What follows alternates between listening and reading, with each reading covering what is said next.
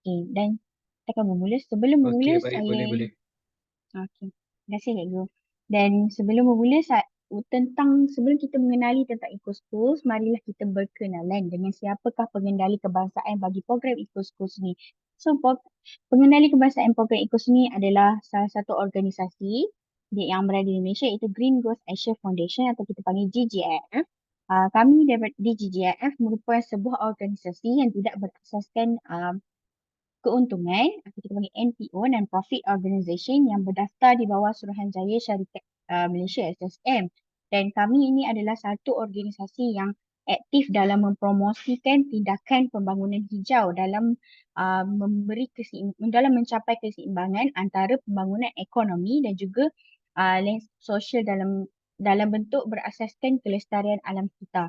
Jadi kami membawa banyak program yang bervisi berdasarkan kepada 17 matlamat pembangunan mampan atau kita panggil Sustainable Development Goals dalam bahasa Inggeris, SDG, yang telah dikeluarkan oleh United Nations UN, dan iaitu Pertubuhan Bangsa-Bangsa Bersatu, dan dan UNESCO juga telah menggariskan matlamat pembangunan mampan ni dalam salah satu agenda pendidikan pembangunan lestari, ESD.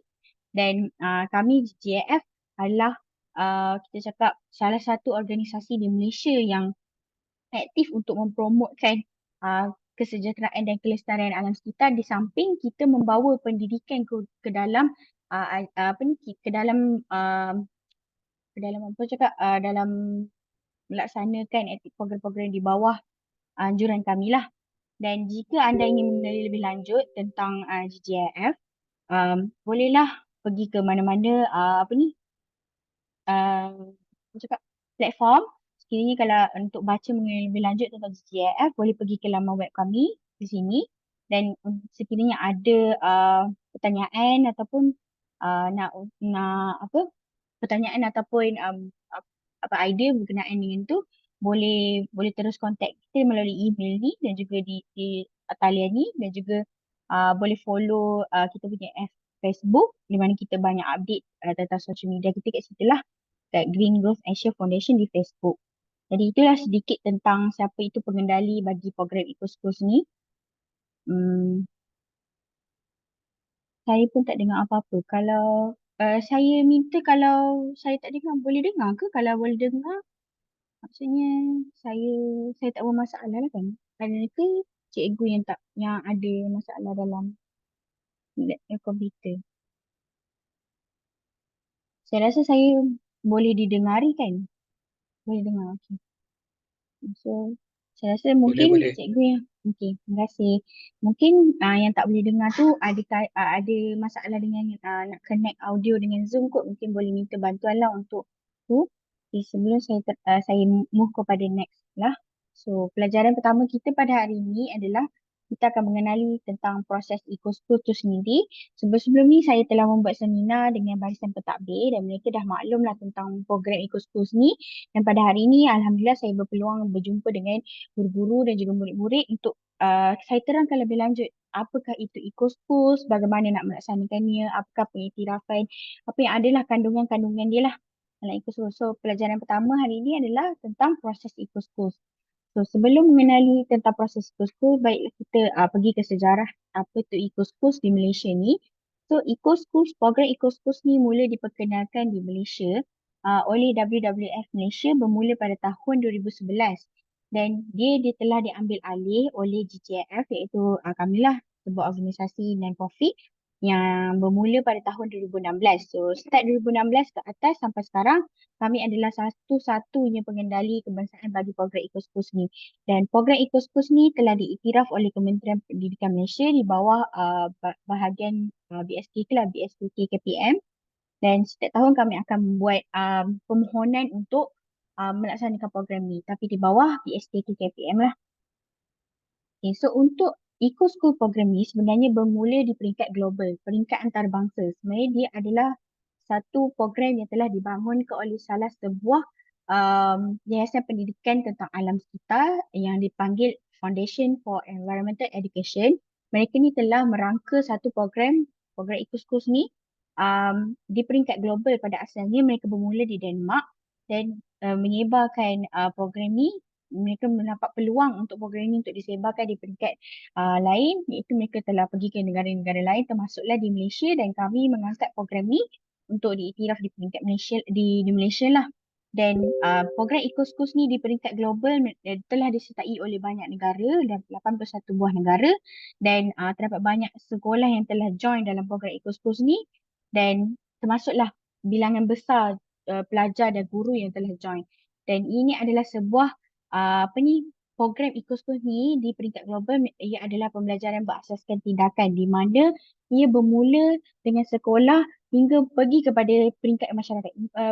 Maksudnya impact dia tu mula di sekolah tapi pergi ke peringkat masyarakat. Dia menggabungkan semua aspek yang akhirnya kembali ke sekolah, dan di samping itu melibatkan masyarakat dalam program ini. Ini sedikitlah aspek antarabangsa tentang Eco-Schools. Dan so saya akan terangkan secara sepintas lalu program Eco-Schools tu. So mungkin ada yang tertanya apa itu program Eco-Schools. So program Eco-Schools ni dia telah kita panggil Eco-Schools. Dia tentang belajar tentang sains iklim. Apa itu sains, macam tindakan untuk mengambil tindakan tentang alam sekitar, mengambil tindakan untuk perubahan iklim yang berlaku. Dan program Eco-Schools ni juga adalah program yang kita strukturkan untuk menyelesaikan masalah alam sekitar di sekolah. Bukannya kita membawa bukannya kita membawa masalah ke sekolah, tapi menyelesaikan masalah yang dah ada di sekolah, dan dengan dengan pelaksanaan projek eco yang lain lah. Karut. Minta maaf ni, saya kena mute. Okey. Dan konsep Eco-Schools ni juga adalah satu program yang berdasarkan data, di mana dalam program Eco-Schools ni kami amat menitik beratkan bahagian data. Kita akan collect data daripada sekolah. Nah, contohnya data yang kita akan collect adalah data bilangan murid, data pengurangan karbon, itu kita masukkan dengan data. Dan program Eco-Schools ni berdasarkan data sebab kita nak tengok kesannya. Kita nak tengok kesan yang kita boleh lihat dan kita boleh ukur. Sebab itulah kita amalkan konsep berdasarkan data ni dalam program Eco-Schools.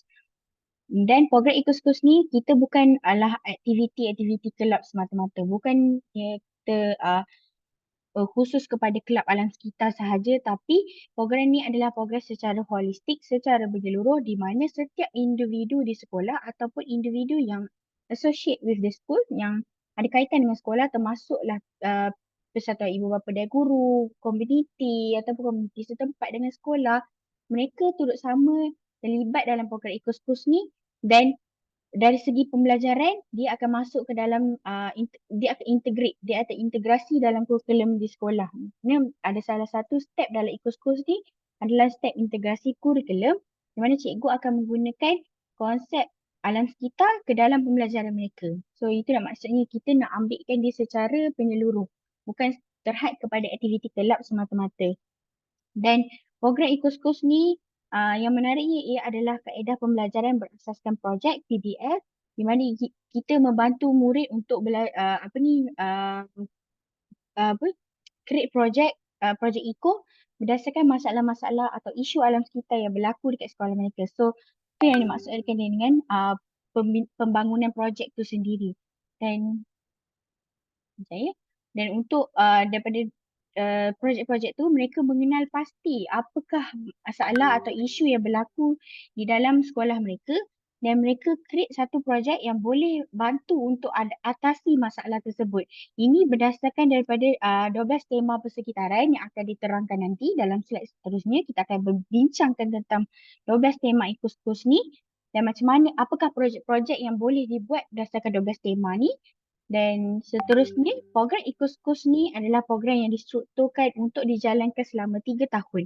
So kita tak paksa sekolah untuk laksanakan ni secara cepat-cepat. Kita strukturkan dia menjadi 3 tahun supaya sekolah tu boleh ambil masa untuk cari masalah apa dalam alam sekitar mereka dan buat satu jawatankuasa. So dan akhirnya last sekali kita akan bagikan penganugerahan lah untuk sekolah ni. So kitarannya adalah selama 3 tahun. Nanti saya akan terangkan lebih dalam lah apa setiap tahun tu akan ada apa. Dan Program ni macam saya cakap tadi, dilulus dan diiktiraf oleh KPM. Dan program Ecoschools ni kita adalah salah satu program untuk penarafan, untuk pengiktirafan kepada sekolah tu sendiri. Dan kita bukannya pertandingan. Dia bukannya pertandingan untuk mengejar siapa yang bagus, siapa yang tak. Ia adalah satu pengiktirafan kepada sekolah. Sebenarnya sekolah berjaya melaksanakan program Ecoschools ni. Pengiktirafan yang mereka akan dapat tu kita panggil Green Accreditation. Mereka adalah untuk menghargai usaha-usaha pihak sekolah atau murid-murid, guru-guru untuk melaksanakan projek-projek eco yang dekat sekolah mereka, dan kita bagi pengiktirafan. Anugerah tertinggi bagi program Eco Schools adalah program kita panggil anugerah bendera hijau, iaitu anugerah Green Flag. Jadi itulah sedikit sepintas lalu tentang program Eco Schools. Sekiranya ada yang tidak faham boleh tuliskan di ruangan chat. Nanti saya akan bacakan. Dan keunikan program Ecoschools di Malaysia ni, kami telah macam localizekan dia menjadi satu kitaran 3 tahun. Ini yang saya kata 3 tahun tadi. Tahun pertama kita akan adakan fasa persediaan. Kita make sure sekolah yang telah join tu akan bersedia untuk terima belajar tentang sains iklim, terima tentang konsep sains iklim tu, terima tentang konsep alam sekitar tu sendiri. Mereka dan dalam fasa ni lah kita bagi tahu macam perkara-perkara asas tentang Ecoschools dan laksanakan langkah-langkah yang macam mudah lah untuk dilaksanakan pada fasa persediaan ni. Maksudnya bersedia untuk ada satu kita panggil core dalam sekolah tu, supaya sekolah tu sendiri ada macam dalam sekitaran sekolah tu sendiri ada yang maksudnya dalam Ecoschools ni. So di sinilah fasa persediaan yang kita maksudkan tu. Dan untuk tahun kedua kita akan mula dengan fasa pelaksanaan. So pelaksanaan ni kita akan mulakan uh, tengok daripada pembangunan projek-projek eco. Di sinilah kita tengok dan kita maintainkan projek yang akan dibangunkan di sekolah tu sendiri. So untuk tahun ketiga adalah fasa pelaporan. Laporan ni adalah yang saya cakap tadi, dia adalah berdasarkan data. So setiap data yang dikumpul dalam program Ecoschools ni mestilah dilaporkan dan didokumentasikan dan dilaporkan dan dihantar untuk kita audit. Kita panggil audit dan kita beri penganugerahan kepada sekolah tu. Dan itu adalah pada tahun ketiga. Dan keunikan kedua untuk program Ecoschools di Malaysia ni, kami terapkan 5 elemen penting di mana kami ada bengkel untuk Ecoschools ni, bengkel-bengkel untuk setiap langkah Ecoschools. Dan kedua, bengkel tindakan alam sekitar dan di mana pelajar murid-murid dan guru-guru kita belajar tentang macam mana nak ada topik-topik yang kita akan fokuskan untuk contohnya untuk penggunaan kecekapan tenaga dan sebagainya lah, macam tindakan lah, macam bengkel untuk tindakan. Dan kita ada juga bengkel pedagogi di mana yang ni fokus kepada guru-guru atau pembarisan pendidik lah untuk mereka belajar lagi tentang bagaimana untuk menerapkan konsep alam sekitar atau sains iklim ni dalam pembelajaran lah. So, dan yang keempat, elemen keempat adalah program Ecoschools di Malaysia ni ada terlibat dengan kolaborasi antarabangsa di mana kami akan bantu sekolah untuk membuat kolaborasi bersama dengan sekolah-sekolah luar negara ataupun uh, komuniti-komuniti luar daripada Malaysia, dan mereka berminat untuk tahu tentang projek apa yang dilaksanakan di sekolah. So dan kelima adalah kami beri penganugerahan dan pengiktirafan bagi sekolah-sekolah yang telah melaksanakan Ecoschools ni di sekolah mereka.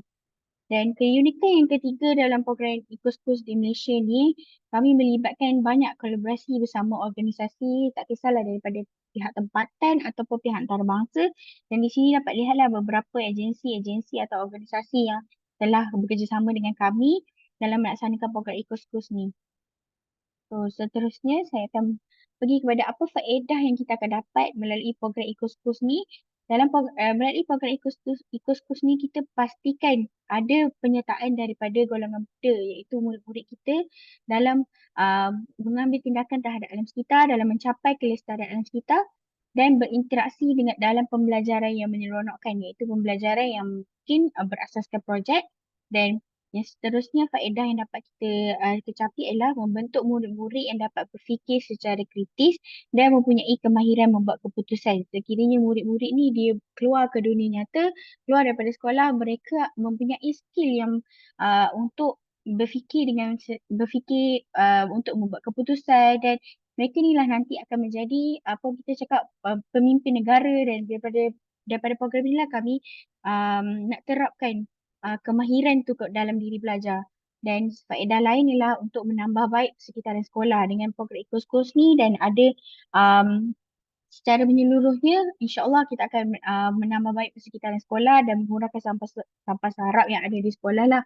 Dan dalam program EcoSchools ni juga akan melibatkan masyarakat tempatan, sebab ini adalah secara menyeluruh dan bukan saja pihak sekolah je yang buat, tapi dia akan melibatkan kolaborasi dengan ataupun jalinan dan jaringan bersama dengan masyarakat luar, komuniti, untuk projek-projek eco ni supaya kita dapat memupuk semangat kewarganegaraan. Dan seterusnya membentuk guru-guru dan murid-murid yang berkemahiran tinggi macam saya cakap tadi, dan mampu berdaya saing di peringkat global, sebab kita tahu uh, apa ni konsep alam sekitar ataupun pendidikan yang berasas ke alam sekitar ni kurang kita terapkan di Malaysia.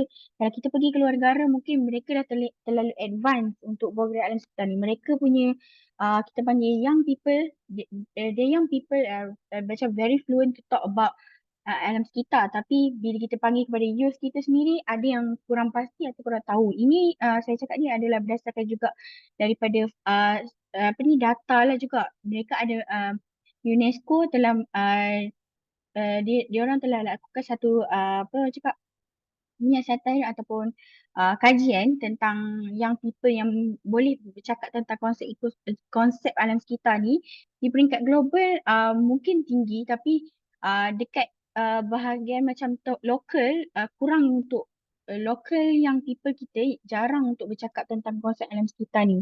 So dengan program EcoSchools ni kita nak terapkan jugalah youth, young people yang dapat bercakap tentang alam sekitar dan mampu untuk berfikir untuk jangka masa panjang lah. Dan seterusnya daripada faedah lain dalam EcoSchool juga, kita dapat mengurangkan jejak karbon di sekolah, di mana ada projek-projek EcoSchool yang dilaksanakan di sekolah. Contohnya waste recycling. Mereka dah laksanakan pengurangan sampah, di samping tu dapat juga mengurangkan jejak karbon di sekolah tu. Dan yang seterusnya menyediakan aktiviti pembelajaran yang berasaskan projek lah yang untuk menangani masalah perubahan iklim dunia yang nyata. Dan seterusnya adalah melibatkan masyarakat tempatan lah. So yang ini saya akan masukkan dalam ini adalah proses untuk mengendalikan ekoskos di sekolah. Prosesnya adalah melalui tujuh langkah yang saya senaraikan ni. Langkah pertama adalah penubuhan jawatan kuasa, di mana sekolah perlu mewujudkan satu jawatan kuasa untuk menggerakkan program EcoSchools ni di sekolah. Dan pada hari ini pelajaran hari ini kita akan fokus kepada langkah satu lah, pembentukan jawatan kuasa.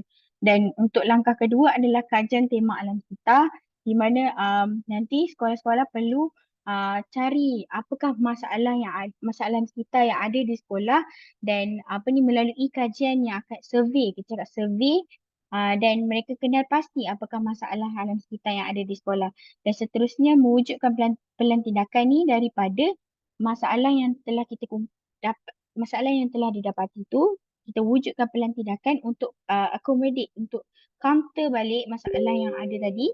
Dan yang keempat, langkah keempat adalah pemantauan dan penilaian, di mana program ni kita bantu murid untuk kenal pasti apakah masalah yang ada dalam projek-projek eco mereka. Di sini mereka belajar untuk membuat keputusan dan menilai sendiri hasil kerja mereka. Dan kelima adalah integrasi kurikulum. Apa ni, di mana integrasi kurikulum ni dia masukkan elemen-elemen alam sekitar ke dalam pembelajaran, ke dalam pembelajaran bilik darjah.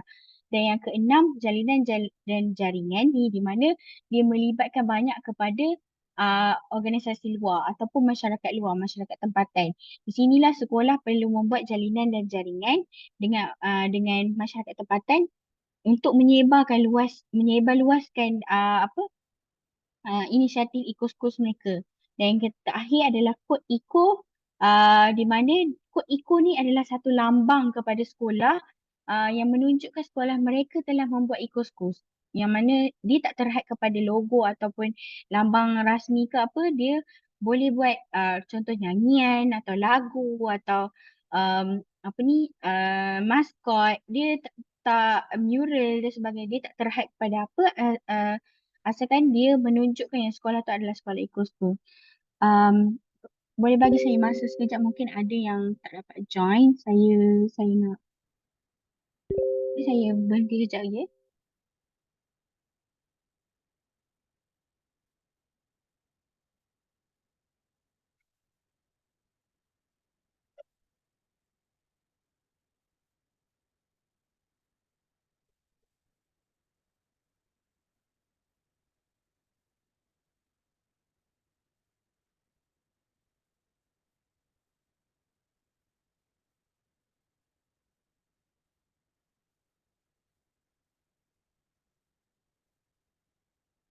Okay, saya buka soalan, saya nak baca.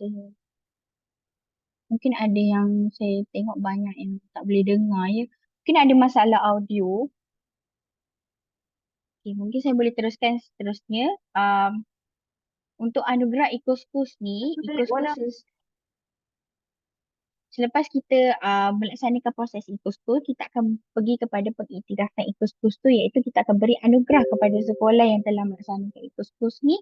Dan anugerah yang ada adalah tertinggi adalah anugerah Green Flag, di mana ia adalah anugerah peringkat antarabangsa. Setiap apa ni, projek yang dilaksanakan ataupun setiap kita acknowledgement dia adalah di peringkat antarabangsa. So boleh tengoklah kriteria-kriteria yang ada di sini. Dan sekiranya sekolah tidak dapat untuk memenuhi kriteria dalam Green Flag, mereka juga akan diberikan anugerah perak atau gangsa mengikut apa, mengikut ni lah, mengikut ketetapan yang telah ditetapkan untuk each award tu. So permohonan untuk green flag ni boleh dilaksanakan sekiranya sekolah telah berjaya melaksanakan ketujuh langkah Eco Schools tu. Dan mungkin kalau tak dah boleh apa, dah boleh, kita cakap 3 tahun, kalau sekolah tu boleh melaksanakan Eco Schools ni dengan cepat, mungkin mereka boleh apply for green flag tu, boleh apa ni, membuat permohonan untuk anugerah green flag tu lebih cepat, mungkin ni lah, mungkin lebih baik. Mungkin mana sekolah yang mereka dah ada projek-projek eco dan mereka dah laksanakan 7 langkah, dah ada dokumentasi data yang baik, mereka terus boleh buat permohonan kepada anugerah green flag ni. So ini adalah struktur untuk pelaksanaan 3 tahun Eco Schools yang saya maksudkan tadi. Uh, Yang ni kita sekarang berada di, sebab untuk Eco Schools Pahang, kita berada di tahun pertama, iaitu tahun persediaan, preparation, di mana dekat sini kita akan ajar tentang step pertama dan step kedua. Step pertama adalah penubuhan jawatan kuasa, dan yang kedua adalah kajian environmental review, kajian tema alam sekitar. Dan sekarang kita di bengkel yang pertama, dan seterusnya kita akan adakan bengkel kedua insyaAllah pada bulan hadapan. Dan bengkel ketiga, seterusnya bengkel ketiga akan dilaksanakan mungkin dalam bulan November macam tu. Dan ni adalah macam untuk tahun pertama inilah yang akan sekolah lalui untuk dalam program Eco Schools ni. Dan sebelum masuk kepada apa ni, tahun kedua dan tahun ketiga. So untuk tahun pertama ni mungkin sekolah boleh fokus kepada langkah pertama dan langkah kedua dulu sebelum masuk kepada langkah seterusnya.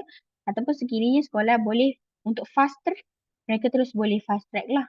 Kalau boleh macam be independent, so boleh independent. So untuk follow this timeline pun boleh. So untuk workshop pula, untuk bengkel, tak semestinya pelajar yang sama menyertai hari ini, guru yang sama menyertai hari ini, kena sertai semua bengkel-bengkel ni, tak. Kita buka peluang kepada semua guru-guru atau murid-murid lain juga untuk sertai. Mungkin lepas ni apa, ada AJK, dah ada jawatan kuasa ikut di sekolah, mungkin cikgu-cikgu terpilih boleh pergi dekat mengikut topik-topik, contohnya AJK data boleh pergi ke mungkin di bahagian bengkel kedua macam tu dan sebagainya. So boleh pilih, terpulang kepada sekolah untuk pilih siapa yang akan pergi ke bengkel ni, ada bengkel seterusnya.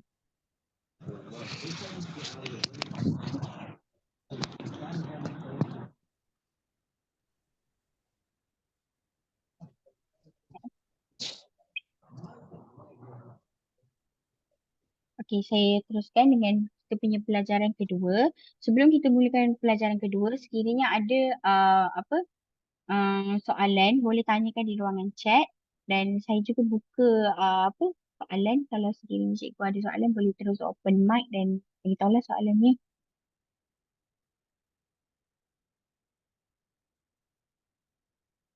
Okay, sekiranya tiada soalan, ada pelajar tak dapat masuk. Okey, tak dapat masuk ya. Saya sharekan link ni. Mungkin boleh share dengan um,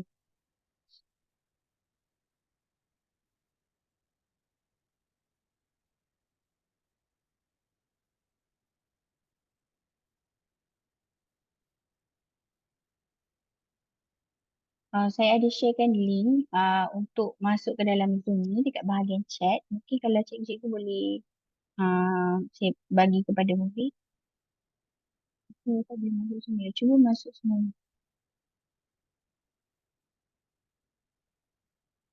Okey, tak apa. Sekiranya macam tak boleh masuk ataupun ada masalah teknikal, insya-Allah saya akan sharekan apa ni video recording ni dengan murid nanti. Nanti boleh tengok semula lah. Slide ni pun saya akan share. Okay. So saya akan teruskan dengan pelajaran kedua. Okey, untuk pelajaran kedua ni saya menjemput Cik Nurul Najahala untuk terangkan tentang pelajaran kedua iaitu tema persekitaran yang ada dalam Ipus. So saya jemputlah. Okey, Assalamualaikum. Nama saya Najaha. Saya yang akan terangkan tentang 12 tema Eco Schools. Next please. Okey, jadi ini adalah 12 tema Eco Schools. Ini adalah 12 tema yang cikgu perlu pelajar-pelajar perlu buat questionnaire ataupun pelajar-pelajar perlu jawab soalan untuk mereka tengok sendiri apa yang masalah yang berlaku dalam sekolah mereka. Jadi untuk tema biodiversity contohnya mungkin pelajar-pelajar perasan yang sekolah ada kawasan yang tak digunakan. Mungkin kawasan tanah yang dah tak subur ataupun kawasan penuh lalang contohnya. Jadi antara projek yang berdasarkan biodiversity yang sekolah boleh buat adalah projek contoh buat zoo tapi dalam sekolah. Contohnya buat kandang ayam ataupun macam ada sekolah SJKC Si Putih Perak, dia ada zoo dalam sekolah di mana mereka bela burung merak, contoh ayam jantan dan sebagainya. Okey, kalau contoh untuk tema air, contohnya pelajar-pelajar dia perasan dekat sekolah ada masalah air, mungkin bil air yang meningkat ataupun ada masalah leaking. Leaking maksudnya paip bocor. Jadi antara inisiatif pelajar-pelajar cuba bagi penyelesaian adalah dengan mungkin buat kempen untuk kurangkan pembaziran air. Okay. And then untuk tema tenaga contohnya pelajar-pelajar perasan yang habis di waktu sekolah selalu ada yang tak tutup lampu, tak tutup aircon contohnya. Jadi pelajar-pelajar usulkan untuk buat projek kurangkan, contoh pukul 8 pagi semua wajib tutup lampu contohnya. And then untuk perubahan iklim, contohnya pelajar-pelajar dah buat diperasan dekat sekolah dia semakin panas. Jadi pelajar usulkan untuk buat projek penanaman pokok. Okay, ini adalah contoh eco project yang boleh dibuat di sekolah berdasarkan tema perubahan iklim. And then kesihatan dan kesejahteraan. Contohnya mungkin pelajar-pelajar perasan mungkin dari segi akademik merosot ataupun sekarang kita diwawarkan lagi dengan masalah psikologi sebagainya. Jadi macam ada sekolah yang buat contoh macam ada papan kenyataan yang tak digunakan lagi, dia buat untuk pelajar-pelajar luahkan perasaan di situ. Tapi dengan of course dengan perkataan yang sopan lah. And then untuk masyarakat global biasanya mungkin sebab kita berbilang bangsa, jadi mungkin boleh masukkan tema tu dalam mungkin kalau ada kalau perlu boleh gunakan dalam tema ni lah. And then sisa pembuangan sampah. Contohnya pelajar-pelajar perasan yang kat sekolah banyak sampah dan tapi tak ada pengasingan. Saya akan jawab, kena buat semua 12 tahun, nanti saya akan jawab semula ya. And then sisa pembuangan sampah. Contohnya pelajar-pelajar perasaan ada banyak pembuangan sampah tapi tak diasingkan mengikut kelas dia. Contoh ya ikut plastik apa tu gelas sahaja. Contohnya macam tu. Jadi sekolah mula buat pengasingan sampah untuk kerana perasan pada masalah sampah tersebut. Macam contoh persekitaran. Kalau persekitaran macam saya cakap tadi, contohnya ada masalah, ada kawasan sekolah yang tidak digunakan, sekolah mula pelajar-pelajar usulkan untuk buat something untuk isi keceriaan dalam sekolah tu sendiri. Masalah sisa contohnya mungkin dalam food waste. Tu pelajar-pelajar perasan ada masalah uh, uh, waste of food di kantin contohnya. Jadi sekolah pun pelajar-pelajar usulkan untuk buat pengkomposan. Jadi pelajar-pelajar akan belajar sendiri macam mana proses pengkomposan tu berlaku dan mereka adalah peneraju. Mereka adalah orang yang melakukan projek tersebut dan mereka akan belajarlah projek tu sendiri. And then marin dan pantai. Biasanya marin dan pantai ni sekolah tak buat sebab sekolah mereka bukan berdekatan dengan pantai. Jadi kalau sekolah yang berdekatan dengan pantai ni kita galakkan untuk ada projek mungkin kebersihan pantai lah. Okay. And then untuk macam makanan, ni makan saya dah cakap tadi macam contoh projek kompos tadi ataupun projek eco-enzyme. Okay, antara contohnya. Kalau untuk tema pengangkutan, contoh projek yang boleh dilakukan sekolah mungkin menggalakkan pelajar-pelajar untuk berjalan kaki ataupun naik basikal untuk kurangkan mungkin ada masalah traffic light, ada uh, masalah pengeluaran karbon dan sebagainya. Jadi itu adalah contoh eco project yang boleh dilakukan berdasarkan 12 tema. Okey, tadi ada soalan, adakah sekolah kena melaksanakan 12 tema semua ni? Tidak.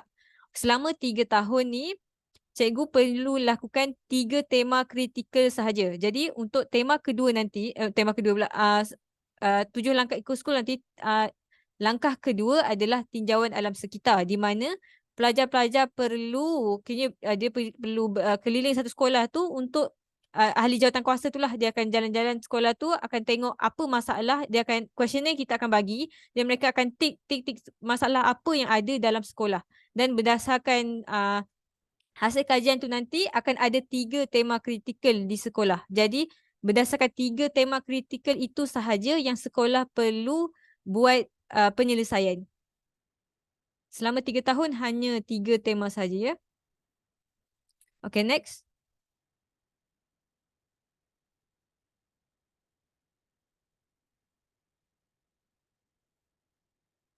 Okay, jadi matlamat pembangunan lestari ini adalah 17 matlamat pembangunan lestari yang telah diberikan oleh pihak UN.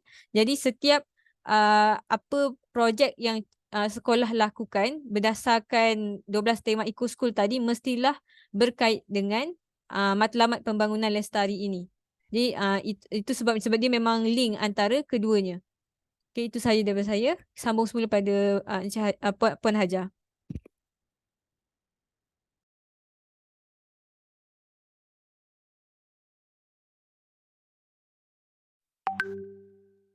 Okey, sekarang saya akan masukkan kepada pelajaran ketiga. Ni dalam pelajaran ketiga ni kita akan belajar secara detail lah macam mana untuk menubuhkan jawatan kuasa eco-schools ni di sekolah. So sekiranya apa ni ada sebarang soalan tentang tema tadi boleh letakkan di ruangan chat mungkin di akhir banking ni kita akan bacakan semula dan kita akan buka lah sesi soal jawab. So saya akan masuk dulu kepada pelajaran ketiga. Um, so untuk pelajaran untuk langkah pertama bagi Eco Schools ni ia adalah fokus untuk menubuhkan jawatan kuasa Eco Schools di sekolah masing-masing. So saya teruskan. Kenapa? Okay. Untuk proses untuk pengendalian langkah satu ni, mula-mula kita kena tahu tentang eco schools tu sendiri. So, tadi kita dah belajar sedikit tentang proses Ecoschools dan apa itu Ecoschools, dan kita telah kenal pasti 12 tema yang ada dalam Ecoschools, dan yang ketiga kita mestilah merangka carta organisasi jawatankuasa Ecoschools, yang di mana dalam jawatankuasa ni mesti ada dua elemen, iaitu jawatankuasa murid dan jawatankuasa pembimbing, atau kita panggil dia jawatankuasa orang dewasa lah. Dan yang keempat adalah menulis minit mesyuarat. Daripada jawatankuasa tu mereka adakan mesyuarat dan mereka perlulah tulis dan membangunkan minit mesyuarat. Dan yang kelima, menyebarluaskan kemajuan. So di sini menyebarluaskan kita punya jawatankuasa lah, macam kita punya apa, uh, team Eco School kita. So next, so siapa yang akan terlibat dalam jawatankuasa Ecoschools ni? Dari kalangan murid, kita mestilah pilih murid-murid yang berminat dalam aktiviti-aktiviti yang berkaitan dengan pemeliharaan dan kesedaran pendidikan alam sekitar, ataupun murid-murid yang aktif untuk dalam ni lah, untuk yang berminat dan aktif dalam program-program seperti ni. Dan dari segi guru pula, kita pilih guru-guru penyelaras yang dilantik boleh berdasarkan kemahiran serta kecenderungan mereka. Seperti contoh, guru-guru yang pandai dalam uh, bidang pertanian, mungkin boleh lantik guru tu sebagai guru penyelaras bagi program Eco Schools, ataupun guru untuk AJK project dan sebagainya. Dan untuk keahlian Eco Schools juga, kita mesti melibatkan kolaborasi staf sekolah, staf bukan pengajar, wakil ibu bapa serta komuniti setempat. So dalam jawatankuasa Eco Schools ni, dia merangkumi semua yang terlibat dengan sekolah. So bukan setakat terhad kepada murid-murid dan guru sahaja, tapi ke semua ahli komuniti sekolah lah. Dan seterusnya, jawatankuasa Ecoschools ni dia adalah satu jawatankuasa yang melambangkan wakil sesebuah sekolah tu, di mana murid-murid ni akan menjadi tunjang utama lah, yang menjadi penggerak untuk program Ecoschools ni di sekolah. So kita wujudkan jawatankuasa ni. Dan yang kedua, ahli jawatankuasa Ecoschools ni hendaklah mengadakan mesyuarat secara berkala bagi mengikuti perkembangan-perkembangan terkini pelaksanaan Ecoschools tu di sekolah. Dan yang ketiga, jawatankuasa Ecoschools ni selepas mereka mengadakan mesyuarat, mereka perlulah mencatat setiap minit mesyuarat, dan minit mesyuarat tu perlulah orang cakap ditulis dan disahkan. Dan minit mesyuarat ni yang kita akan tengok balik sebagai rujukan lah, macam kita cakap. So yang keempat, jawatankuasa Ecoschools ni lah bertanggungjawab untuk menyebarkan apa-apa maklumat yang berkaitan dengan Ecoschools ataupun perkembangan terkini dalam program Ecoschools di sekolah mereka kepada murid-murid lain, kepada bukan setakat dalam sekolah, tapi mungkin kepada dunia luar juga, mungkin kepada di dalam social media. Mereka ni lah yang akan menyebarkan maklumat, yang menyebarkan agenda Ecoschools mereka ni. Dan yang kelima, jawatankuasa Ecoschools ni mestilah memastikan rangka kerja projek tu diikuti dan dilaksanakan mengikut time frame yang telah ditetapkan. So mereka ni lah yang akan memantau dan tengok tentang setiap projek yang dilaksanakan tu. So seterusnya, untuk komponen ahli jawatankuasa Ecoschools ni, perlulah ada keenam komponen ni. Yang pertama, dari segi murid. Murid ni mestilah berminat untuk menyertai program Ecoschools ni, dan dia mesti sertai menjadi ahli jawatankuasa ni secara sukarela dan tidak dipaksa oleh mana-mana pihak. Dan kalau boleh, pilih murid-murid yang sesuai, ataupun murid-murid ni dia umur mereka ni sesuai dengan kitaran pelaksanaan Ecoschools selama 3 tahun tu. Sebab saya bagi contoh, kalau sekolah pilih murid yang darjah 1, selepas 3 tahun mereka darjah 3, mereka still ada lagi di sekolah. So contoh di sekolah menengah, kalau tingkatan 1, mereka di tingkatan 3 mereka masih lagi berada di sekolah dan tidak mungkin berada di sekolah sekiranya dia tidak berpindah sekolah, dan mereka mampu untuk memberi komitmen untuk program Eco-Schools ni. So kita pilih murid macam tu lah, kita cakap umur yang sesuai lah. So sekiranya kita pilih murid yang contoh tingkatan 5. Mungkin selepas 3 tahun mereka dah tidak lagi berada di sekolah, mereka tak dapat join. Bukan saya cakap tingkatan 5 ni dah tak boleh untuk join. Bukan saya tak galakkan tingkatan 5 boleh untuk tingkatan 5 join. Tapi mungkin selepas sekitaran 3 tahun mereka dah tak lagi ada di sekolah dan mungkin Ya. projek-projek yang dilaksanakan tu mungkin tergendala. Kalau projek tu adalah projek jangka pendek, mungkin boleh. Tetapi kalau macam jangka panjang contoh pertanian yang ambil masa yang lama, mungkin boleh pilih murid untuk AJK pertanian tu mungkin boleh pilih murid yang boleh stay di sekolah lah sehingga habis tamat kitaran 3 tahun ikut kos tu. So, itu dari segi murid. Untuk guru, macam saya cakap tadi, mungkin pilih guru yang berkemahiran dalam bidang-bidang tertentu. Contoh, kalau saya letak kat sini, saya letak IT. Kenapa IT? Sebab program Eco-Schools ni juga, kita terapkan pendigitalan. Maksudnya pendidikan secara digital, di mana banyak menggunakan macam dokumentasi secara online. Seperti contoh hari ni, kita menggunakan bengkel secara online. So kita nak adalah elemen-elemen digital tu. So dengan adanya guru yang mahir dalam bidang IT, dia dapat membantu kita untuk macam run the program, run the eco-schools dekat sekolah tu dengan baik lah.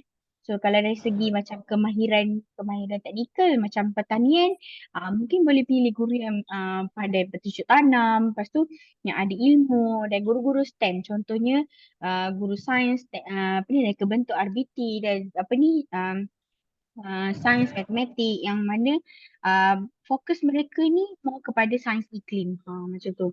So mungkin boleh tengok balik guru mana yang berminat. Bukan kita terus pilih kepada guru sains. Mungkin guru bahasa Melayu ataupun guru seni yang berminat. Kalau guru seni mungkin boleh createkan lagu untuk sekolah. So kita pilih AJK yang macam tu.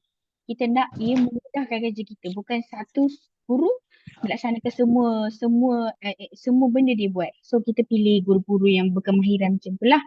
Dan dari segi komponen lain, contoh pihak pengurusan, contoh kat sini saya letak SW Corp. Sekiranya ada pihak SW Corp yang pernah bekerjasama dengan sekolah dalam program recycling, mungkin boleh letak nama mereka dalam jawatan kuasa kita supaya mereka boleh bagi nasihat dari segi macam projek-projek ataupun mana-mana apa ni, pihak pengurusan tempatan, organisasi atau agensi tempatan yang boleh bagi kita idea, boleh bagi kita collaboration yang mana tu mungkin masukkan nama mereka dalam ahli jawatan kuasa kita.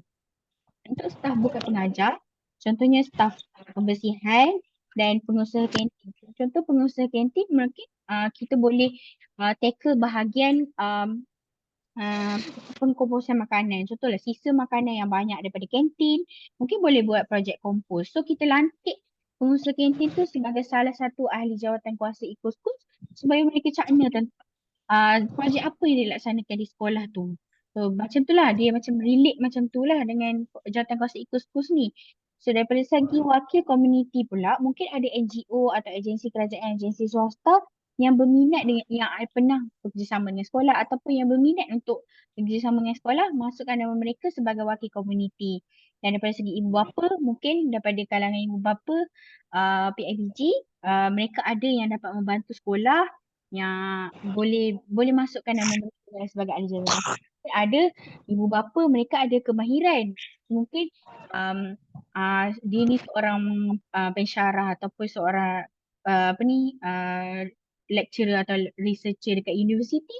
Mungkin boleh ambil dia, mungkin boleh gunakan dia untuk research macam apa, minta bantuan dia lah untuk tu. So boleh masukkan dia juga sebagai salah satu ahli jawatan kuasa dalam Eco-Schools. So di sini saya nak masukkan yang macam komponen jawatan kuasa Eco-Schools ni dia menyeluruh. Bukan murid dan guru sahaja yang laksanakan, tapi kita dari segi idea, dari segi apa ni, bantuan dana, bantuan idea, semua tu datang daripada banyak pihak. So boleh guru mungkin boleh macam reach out dengan banyak pihak untuk bagi tahu mereka, maklumkan yang kami buat Eco-Schools di sekolah. So kita nak buat projek-projek ni. So contohlah, saya bagi contoh, ada satu sekolah tu dia punya salah satu ahli jawatan kuasa, salah seorang ahli jawatan kuasa dia tu adalah seorang researcher daripada satu universiti, dan dia ni bantu sekolah untuk buat satu projek ni, dan sekolah tu dapat benefit from that project. So dia termasuk sebagai salah satu ahli jawatankuasa Ecoschools tu. So dia tak terhad kepada guru dan murid sahaja yang buat program Ecoschools ni. So datangnya mungkin mungkin sekolah macam mungkin ahli jawatankuasa Ecoschools daripada murid dan guru ni mungkin boleh reach out to orang lain yang mungkin dia orang ada kepakaran mereka sendiri, dan boleh mereka dapat membantu sekolah dalam melaksanakan Ecoschools ni. So, ada 4 elemen penting dalam melaksanakan langkah 1, iaitu penubuhan jawatankuasa. Yang pertama adalah elemen carta organisasi. So, sekiranya kita ada jawatankuasa Ecoschools, kita mesti ada satu carta organisasi yang kita keep, kita simpan, kita dokumenkan supaya kita boleh tengok balik siapa yang bertugas kat bahagian ni. So, untuk carta organisasi, ini adalah satu template yang saya boleh bagi tahulah. Tapi template ni sekadar suggestion, sekadar apa orang cakap, saya bagi tahu je lah, sebab uh, tak semestinya sekolah akan gunakan template yang sama macam yang kami cadangkan. Mungkin boleh ambil idea dan mungkin boleh olahkan lagi, mungkin boleh banyakkan lagi jawatankuasa. Sebab ini hanyalah cadangan sahaja daripada pihak penganjur, daripada pihak pengenali. So kita akan ada barisan pengerusi, ada penasihat, pengerusi ni mungkin ada pengerusi daripada kalangan murid, daripada kalangan guru, setiausaha, bendahari, dan ada ketua-ketua setiap apa ni orang cakap, setiap tugas tu lah. So ini adalah contoh template sahaja. Sekiranya nak gunakan boleh gunakan, tapi sekiranya ada idea sendiri untuk merangka carta organisasi ni, boleh gunakan. Sebab kita tak terhad guna apa yang pengendali kebangsaan bagi, kita tak terhad. So boleh gunakan apa-apa template yang sekolah ada, asalkan dia berbentuk seperti carta organisasi. Dan elemen lain dan elemen penting dalam langkah 1 juga adalah peranan ahli jawatankuasa. So saya akan masuk satu persatu peranan setiap ahli jawatankuasa. So ini sekali lagi, ini adalah cadangan sahaja sekiranya sekolah ada cadangan mereka sendiri, macam carta organisasi mereka sendiri, macam mana mereka nak rangka jawatankuasa Ecoschools sendiri, boleh. Ini adalah cadangan sahaja. So cadangan daripada kami adalah kita akan adakan pengerusi untuk jawatankuasa Ecoschools ni. So daripada pengerusi ni tugasnya adalah untuk menyampaikan dan menyebarkan maklumat dan memastikan setiap ahli jawatankuasa memainkan peranan yang baik, peranan mereka dengan baiklah. So untuk timbalan pengerusi adalah untuk membantu pengerusi menjalankan tugas-tugas ni dan menjalankan peranan semasa ketiadaan pengerusi. So they help each other lah. So untuk setiausaha pula, mereka untuk setiausaha tugasnya adalah untuk berhubung ataupun macam ni, berkomunikasi dengan semua ketua-ketua ketua dan juga ahli-ahli jawatankuasa yang lain, dan memastikan semua minit syarat, salinan kertas kerja, laporan diserahkan kepada AJK dokumentasi. Dan untuk bendahari pula, mungkin seperti namanya lah, bendahari mungkin melibatkan perbelanjaan, melibatkan wang ringgit, dan menyimpankan segala data-data berkaitan dengan pembelajaran yang dilaksanakan di sekolah lah untuk program Ecoschools, simpan resit, membuat penyataan pembelajaran dan sebagainya. Mungkin daripada bendahari ni mungkin boleh pilih dari kalangan guru lah untuk lebih arif. So, untuk kat sini adalah fungsi-fungsi setiap ketua ni. Sekali lagi, ini adalah cadangan sahaja. So, untuk ketua perhubungan awam ni, mungkin kita boleh lantik satu AJK untuk perhubungan awam ni, di mana dia ni dia ni berfungsi sebagai orang yang akan mengumpul maklumat tentang Ecoschools di peringkat global, di peringkat antarabangsa. So, dia akan setiap jalinan dan jaringan di peringkat antarabangsa, seorang yang menjadi ketua perhubungan awam ni lah yang akan mengaturkan macam mana kita nak ni, apa yang akan diceritakan, apa yang akan apa yang akan dilaksanakan. Dia mostly berkomunikasi. So dia adalah berkomunikasi dengan orang lain, seorang luar. Bukan terhad kepada peringkat antarabangsa saja. Mungkin komunikasi ni komunikasi dengan ahli komuniti luar juga. So untuk ketua data dan dokumentasi, sebab program Ecoschools ni distrukturkan untuk kutip data dan mendokumentasikan data, kita kena ada satu orang yang akan bekerja untuk ketua data dan dokumentasi ni. Dia fungsinya adalah untuk merekodkan kemajuan setiap aktiviti.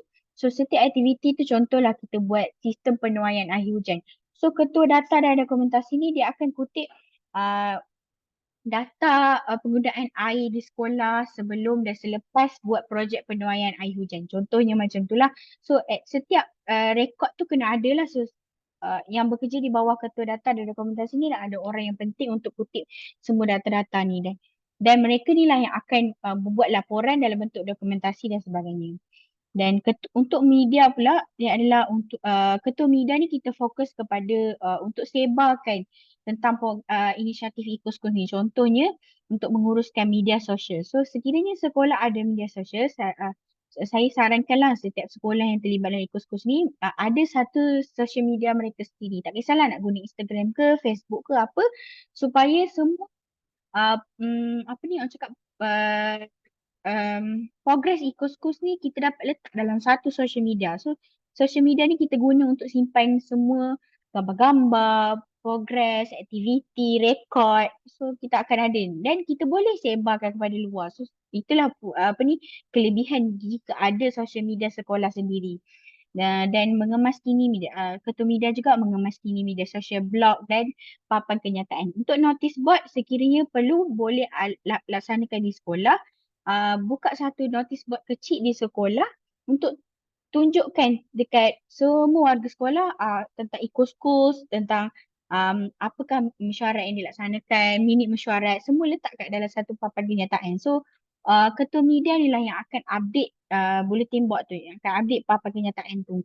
Dan sekiranya perlu, mereka ni lah orang yang boleh menulis dengan baik lah, menulis artikel ke ataupun menulis apa ni cakap apa ni menulis apa blog lah, untuk blog, website dan sebagainya lah. So orang-orang yang macam tu kita boleh pilih untuk menjadi ketua media. Untuk ketua fotografi pula, untuk fotografi dia mungkin kita tengok progress Eco-Schools ni tak nampak kan. So penting yang ada ketua fotografi ni, mereka boleh ambil gambar untuk penyimpanan data. Contoh ketua fotografi ni dia ambil gambar data kawasan tu. Contoh cikgu nak buat sekolah nak buat penanaman hidroponik. So ambil gambar kawasan yang kawasan, contoh kawasan tu masalah dia adalah masalah masalah ni lah, masalah tanah yang tak sekata. So ambil gambar tanah yang tak sekata tu. So apa sekolah boleh buat untuk counter back the problem on tanah tak sekata tu, mereka wujudkan penanaman tu kat situ, dan daripada ketua fotografi ni mereka ambil gambar sebelum dan selepas apa yang terjadi. So itulah fungsinya ketua fotografi ni. So penting juga kalau ada ketua fotografi ni supaya tak terlepas setiap gambar tu. Di akhir program Eco-Schools nanti, masa penganugerahan, mungkin auditors dia akan tengok mana gambar sebelum selepas, kita boleh tunjuk sebelum dan selepas. Mungkin kita punya laporan mungkin lebih menarik lah lepas tu. So di samping tu, ketua fotografi juga akan memastikan sekiranya ada majlis, apa-apa aktiviti akan dirakam dan mereka ni akan mengedit dan menyimpan semua gambar dan video. Mungkin dalam kalangan murid-murid yang mahir lah dalam menggunakan edit video, menggunakan aplikasi-aplikasi pengeditan video, pengeditan gambar dan sebagainya. Bagi ketua projek pula, dalam Eco-Schools mungkin sekolah ada banyak projek yang dilaksanakan. Mungkin ketua projek ni lah yang akan menguruskan logistik ataupun projek-projek ni, dan dia ni lah akan membantu dalam menyediakan pelan tindakan, pelan pemantauan dan juga macam pelan pemantauan ni supaya kita boleh pantau dan juga ukur apakah progres setiap projek Eco-Schools tu sendiri. So pentingnya untuk ada seorang ketua projek lah. So untuk projek pula, saya bahagikan kat sini. Ini sekali lagi ia adalah contoh sahaja untuk dilaksanakan. Kini ada AJK projek tenaga, boleh letak untuk aktiviti-aktiviti yang macam berkaitan dengan tenaga, boleh letak dekat AJK projek tenaga, AJK projek pengurusan sisa. Ni AJK sistem penuaian air hujan. Lepas tu ada AJK pertanian dan penanaman, AJK polisi dan peraturan eco. Untuk AJK polisi dan peraturan eco ni, saya letak kat sini sebab mungkin ada sekolah yang sekolah dia dah elok dah, cuma macam tak ada awareness, tak ada macam kat kesedaran. Contohnya lah, kita nak kurangkan plastik di sekolah, tapi kantin kita masih menjual makanan menggunakan plastik. So mungkin dengan adanya AJK polisi dan peraturan ni, mereka boleh fikirkan apa itu peraturan yang kita boleh tetapkan di sekolah.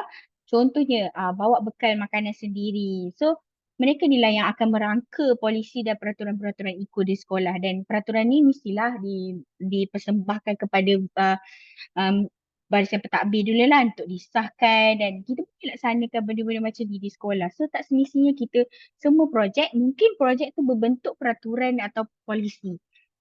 Okay. So untuk keahlian bagi AJK Jawatankuasa Eco-Schools ni, kita buka sepanjang tahun. Sekiranya ada projek baru, mungkin tambah AJK lain. Mungkin ada tambah AJK projek. So untuk jumlah ahli jawatankuasa setiap projek ni, kita tak terhad.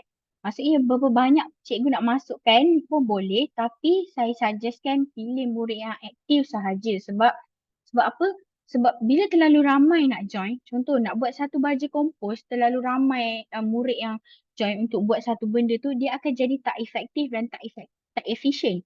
So mungkin pilih murid yang aktif sahaja, mereka boleh laksanakan dan kita boleh nampak hasilnya. Daripada banyak-banyak tapi kita tak nampak, dan macam ada yang lain tu yang tak buat kerja pun, tapi yang buat kerja betul-betul tak dapat macam kurang dapat pengiktirafan, yang lain tu yang tak buat kerja pun dapat pengiktirafan, macam tu lah. So better to have student yang betul-betul aktif, murid-murid yang betul-betul aktif dalam melaksanakan setiap projek tu.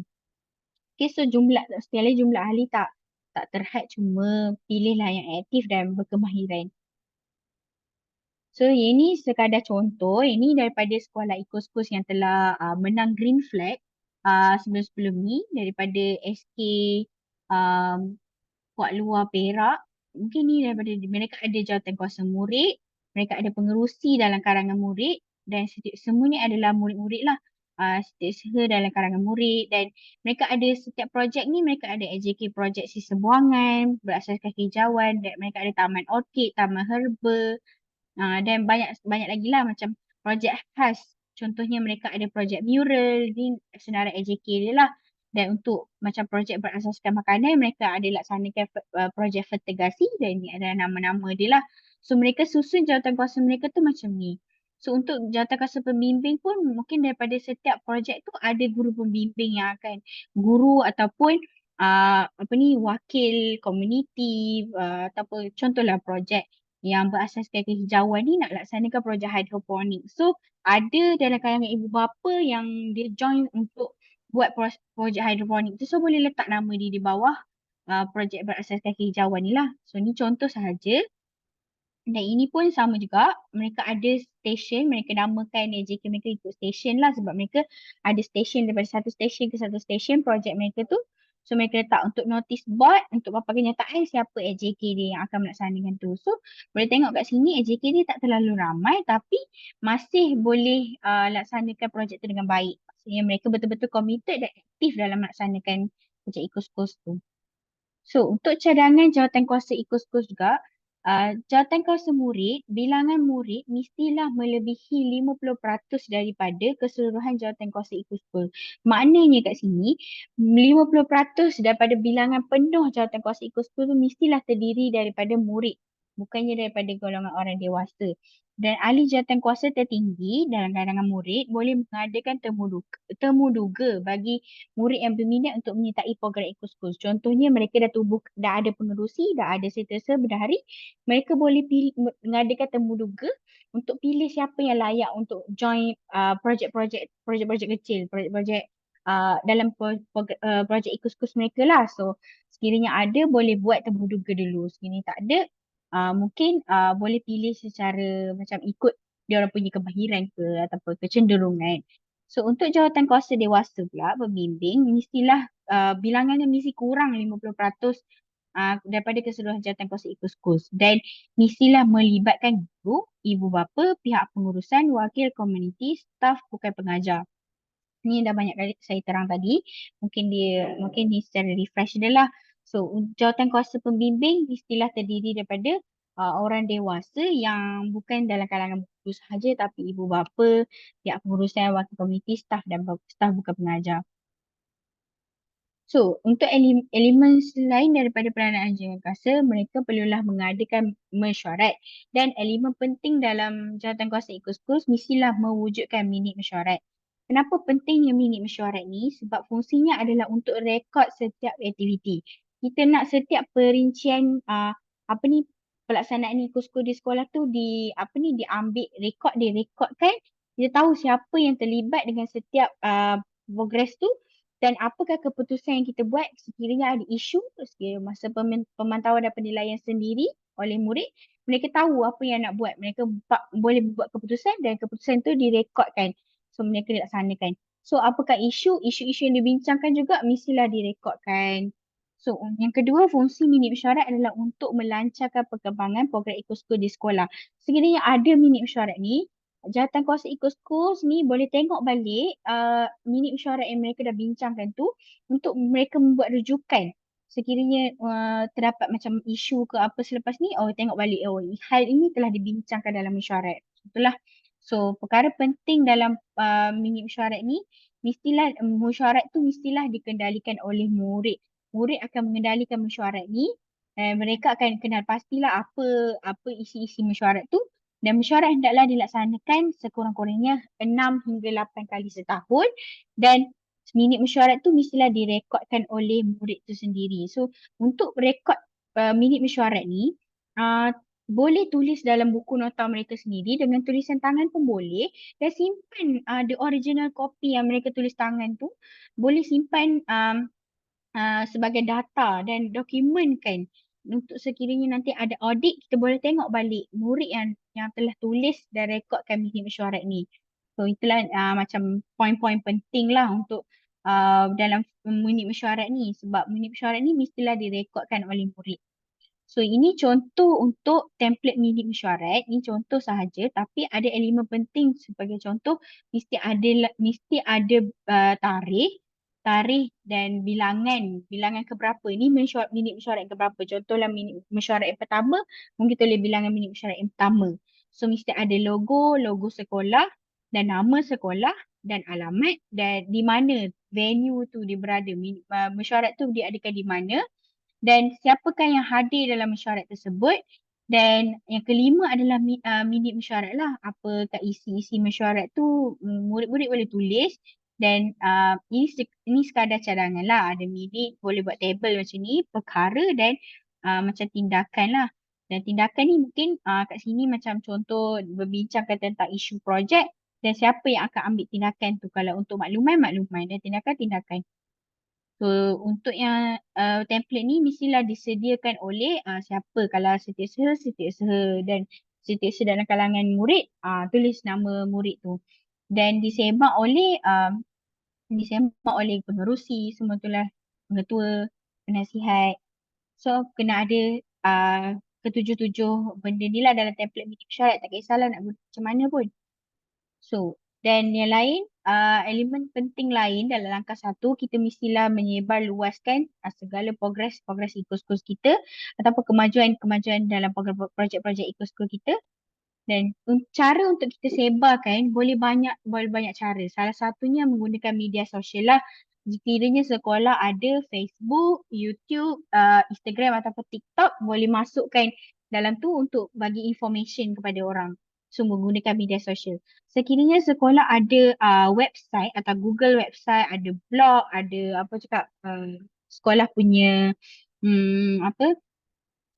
laman web lah, boleh masukkan semua progres tentang Ecoschools dalam blog tersebut. Kiranya tak ada, boleh wujudkan, mungkin ada murid-murid yang pandai membuat blog, membuat website, mereka boleh wujudkan website ni dan boleh update segala progres tentang Ecoschools dalam website tersebut.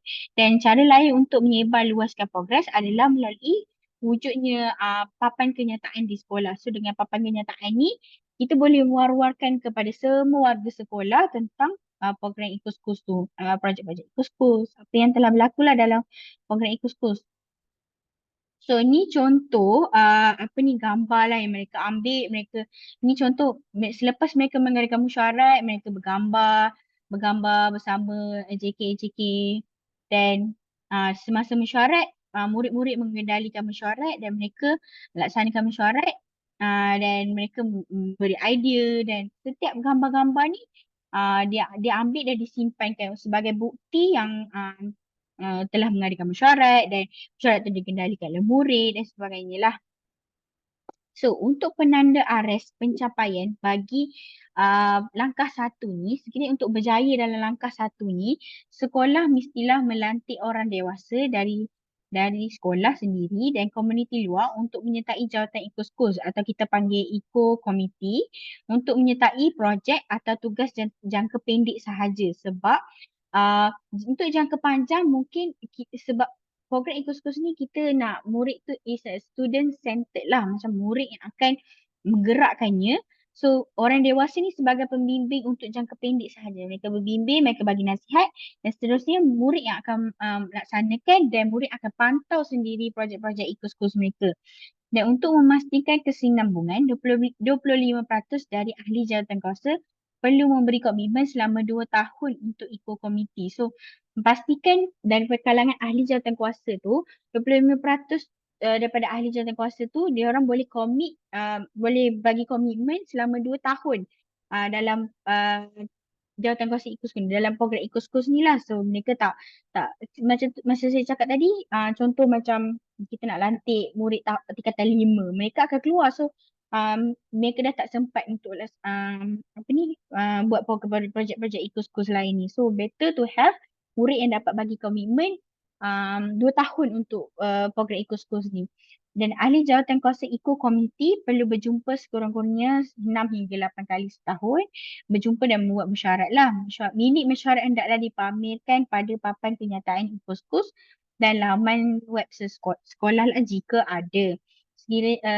It's better to have sebab nanti cikgu boleh sekolah boleh tengok balik progress Eco-Schools tu. It's better to have lah untuk papan kenyataan dalam laman sesawan Eco-Schools sebab data tu takkan hilang. Sedia dia ada.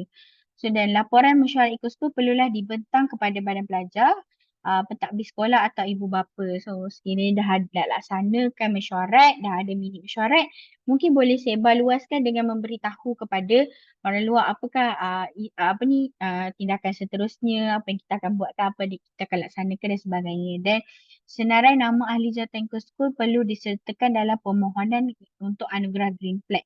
So nanti semasa permohonan untuk anugerah Green Flag, sila sertakan senarai penuh ahli jawatankuasa Eco-Schools ni nanti. Mungkin selepas ni cikgu nak buat, dia tak confirm lagi. Mungkin ada murid yang akan keluar, ada murid yang akan tak aktif, kita terpaksa gugurkan dan itu bergantung kepada sekolah sendiri, bergantung kepada jawatankuasa tertinggi Eco-Schools tu sendirilah untuk pilih murid atau guru yang aktif dan tak aktif. So tapi sampai masa untuk membuat permohonan anugerah Green Flag tu kena bagi senarai nama penuh lah, penuh dan confirm untuk kita audit balik. So untuk pelibatan murid macam saya cakap tadi lah, ni sekadar ulangan semula lah. Murid-murid mestilah merangkumi lebih daripada 50% ahli jawatan kuasa Eco-Schools atau kita panggil Eco Committee. Murid yang menyertai ahli jawatan kuasa Eco-Schools perlulah dicalonkan atau dipilih oleh murid lain. Maksudnya kat sini adalah ahli jawatan kuasa yang tertinggi lah. Dan jika tertinggi, mereka pilih murid-murid untuk sertai jawatan kuasa yang kecil-kecil kat bawah ni. So, ahli jawatankuasa pelajar Eco-Schools bertanggungjawab untuk mengetahui mesyuarat dengan bimbingan orang dewasa jika diperlukan. Okey? Dan ahli jawatankuasa murid bertanggungjawab dalam melaporkan kepada semua murid tentang Eco-Schools. Anggota pelajar dalam jawatankuasa Eco-Schools perlu menerbitkan minit mesyuarat lah dengan bimbingan orang dewasa jika diperlukan. Tapi make sure murid yang tulis. Mungkin dengan bimbingan orang dewasa tapi murid yang tulis. So untuk kriteria anugerah Green Flag saya sharekan kat sini lah. Sekiranya untuk langkah 1, kriteria untuk memenangi anugerah Green Flag adalah mesti melibatkan PIBG dan lembaga pengarah kabinet atau majlis tempatan atau agensi kerajaan dan bukan kerajaan, dan murid menawarkan diri untuk menjadi sebahagian daripada jawatan kuasa Eco-Schools atau dipilih oleh ahli jawatan kuasa tertinggi. Macam itulah. So ini kriteria yang pertama. Dan yang kedua, murid diberi peluang untuk mencalonkan beberapa ahli dewasa dalam jawatan kuasa. Okay, maksudnya murid ni boleh suggestkan, oh kita boleh panggil SW Corp untuk join kita punya ahli jawatan kuasa. Contoh macam tu lah. So jawatan kuasa, ahli jawatan kuasa hendaklah memilih ahli dewasa untuk tugas-tugas tertentu. Contoh untuk beri nasihat ke, untuk penajaan ke, dan dana dan sebagainya. Dan jawatan kuasa berjumpa sekurang-kurangnya 4 kali setahun. Dan minit mesyuarat disimpan di bawah tanggungjawab bersama jawatan kuasa.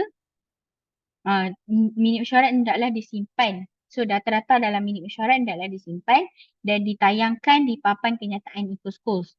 Dan laporan daripada mesyuarat yang telah dilaksanakan hendaklah disampaikan kepada pengurusan sekolah, PIBG atau Dewan Penolong. Murid-murid dalam jawatan kuasa ini bertanggungjawab untuk berunding dengan rakan mereka dan melaporkan hasil mesyuarat jawatan kuasa kepada seluruh sekolah. So basically macam selepas mengadakan mesyuarat, mereka kena menyebarluaskan tentang apakah hasil daripada mesyuarat tersebut kepada mungkin rakan mereka, kepada komuniti-komuniti sekolah lah. Okay, so saya rasa itu saja untuk pelajaran yang pertama.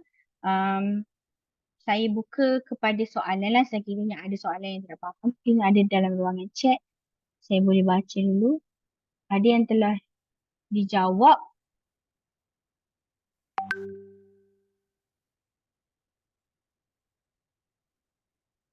Okay. Sekiranya ada soalan, boleh buka mic dan tanyakan. Assalamualaikum. Waalaikumsalam. Saya Cikgu Sanira dari SMK Mana? Datuk Mahmat. Datuk Mahmat. Okey, boleh. Okey, macam ni. Kita punya objektif ni memang nak dapatkan green flag kan. Satu recognition green flag. Boleh tak kalau macam ni, sebab macam kita dah pernah terlibat sebelum ni Sekolah Bahman pernah terlibat dengan beberapa projek lestari. Jadi kalau kita nak ujung tahun ni memohon untuk penilaian, boleh tak? Sebab sekiranya andai, bukannya sebab kita confident kita menang, bukan. Saya cuma andaikan sekiranya dalam penilaian tu kita belum layak lagi, biasanya kita akan terima komen. Apa yang kita perlu upgrade, apa yang kita perlu buat, dan for the second year, kita apply lagi selepas kita buat penambahbaikan. Macam tu. Boleh tak? Okey, kalau cuba untuk sebab penganugerahan green flag ni, saya beritahu cikgu ya, untuk penganugerahan green flag ni, kita ada banyak kriteria lah. Kalau boleh saya kongsikan nanti. Sebab setiap langkah daripada dalam Ecoschools yang 7 langkah yang pertama yang saya terangkan tadi, setiap tu ada kriteria dia masing-masing. So macam ada macam kena ada buat ni, kena buat tu. So kalau ada projek macam projek lestari dan dah ada dokumentasi, macam saya cakap tadi, dah ada dokumentasi yang baik, dah laksanakan 7 langkah dan dah ada semua mengikut kriteria green flag tu, boleh apply. So sekiranya tidak berjaya, kena menunggu at least setahun lah untuk memohon semula untuk anugerah green flag tu. So, macam tu lah. So sekiranya confident untuk apply, boleh apply. Tapi sekiranya gagal untuk mendapat green flag, kena tunggu another 1 year untuk apply balik. Boleh saya jawab yang seterusnya? Okey. Untuk Cikgu Sanira, kalau contoh sekolah dah ada projek-projek Ecoschools, projek-projek Eco yang lain, so cikgu boleh sama ada improve ataupun tambah projek pun boleh. Maksudnya projek yang telah sedia ada dalam sekolah boleh digunakan untuk projek Ecoschools. Ya, betul. Sebab kita sebelum ni kita dah ada masuk beberapa, tapi masa PKP tu semua slow down, and then maksudnya dari segi dokumentasi, sebab kita punya projek lestari bermula pada tahun 2012 dan still ongoing. Cuma masa PKP tu everything memang cut down terus lah. Ini baru kita nak naik balik. Jadi maksudnya kita orang kena upgradekan balik mana yang dah buat, and then penambahbaikan beberapa projek barulah. Bagus-bagus. Ya, betul cikgu. Jadi itulah, saya sebenarnya bila saya nak enter ni bukan untuk menang, tapi saya perlukan untuk satu recognition. Maknanya hasil usaha saya ni dia bersama dengan murid-murid, jadi bila ada recognition, pelajar-pelajar ni dia lebih seronok, dan yang paling penting ialah bila dia saya nak pelajar saya bersikap dia open-minded tentang soal alam sekitar. Jadi saya nak benda ni jadi satu yang core business dalam sekolah saya lah. Cikgu Sanira tadi daripada sekolah mana cikgu? SMK Datuk Bahman, Lancang, Pahang. Mungkin daripada projek-projek yang cikgu telah laksanakan sebelum ni, mungkin boleh tambah baik dan mungkin cuba untuk apply for green flag ni nanti. Macam sekiranya dah cukup semua kriteria dan dah laksanakan 7 langkah eco-school tu. Untuk Macam tak Eco perlu School tunjuk. ni sebenarnya kalau kata dari segi persediaannya dalam 60%, maksudnya dari segi apa yang kita bincang tadi, saya baru siap dalam 60%. Another 40% tu because kita kena dari segi pelaksanaan lah, nak siapkan dia dan kita nak tengok final result kan. Boleh macam cikgu dah ada 60% tu, cuma untuk tambah baik je, mungkin boleh lepas ni boleh terus mohon untuk green flag lah kalau dah cukup. Dia maksudnya dah siap dulu kan, baru kita boleh apply kan. Ya. Kita minta sekolah untuk bersedia dulu lah, sebab untuk green flag ni kita akan adakan audit lapangan. Maksudnya kita tengok assessor, auditors daripada dia terdiri daripada orang-orang yang macam aktif dalam bidang kelestarian. Mereka ni adalah researcher daripada universiti. Mereka ni akan pergi ke sekolah dan tengok dekat sekolah tu lah apa itu dan check setiap dokumentasi untuk eco-schools ni juga. Okay. Buat macam nak tengok impact daripada projek tu dan sebagainya lah. Untuk dalam tahun ni dia ada macam limit tarikh tak untuk permohonan tu, sebab kita dalam plan kita jangkakan dalam bulan November baru kita boleh siapkan lah. Okay, kalau macam tu saya suggestkan cikgu siapkan dokumentasi atau data tu dulu ikut ni dan apply untuk tahun depan.